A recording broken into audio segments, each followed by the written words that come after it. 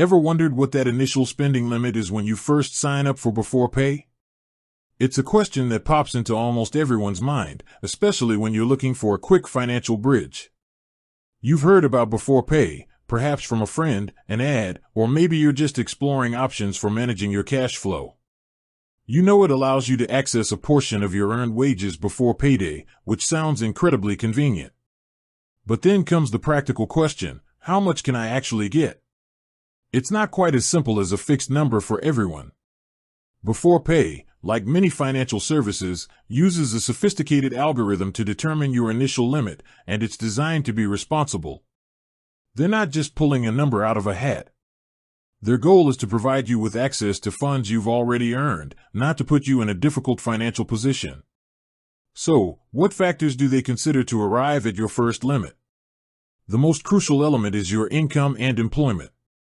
Beforepay needs to verify that you have regular, consistent income. This usually involves securely connecting your bank account to their platform. They'll look at your pay cycle, whether you get paid weekly, fortnightly, or monthly, and the average amount of your paychecks.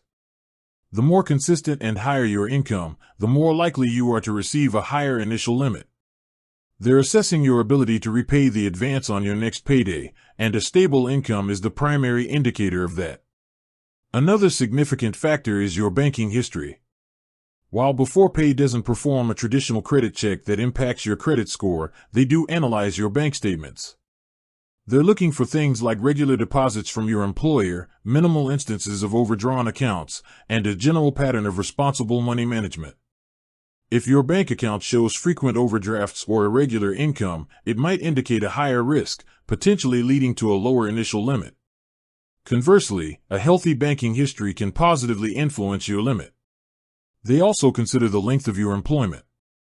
If you've been with your current employer for a reasonable period, it demonstrates stability and reliability, which works in your favor. New employment, while not a deal breaker, might initially result in a more conservative limit until a consistent payment history is established. Finally, while less directly tied to your initial limit, your usage and repayment history with Beforepay itself will play a role in future limit increases. The first limit is just that, a starting point. Once you demonstrate a consistent pattern of taking advances and repaying them on time, Beforepay is likely to increase your limit over time. This is their way of rewarding responsible usage and building trust. So, to directly answer the question, your first Beforepay limit isn't a fixed figure. It's a personalized assessment based on your income, employment stability, and banking behavior.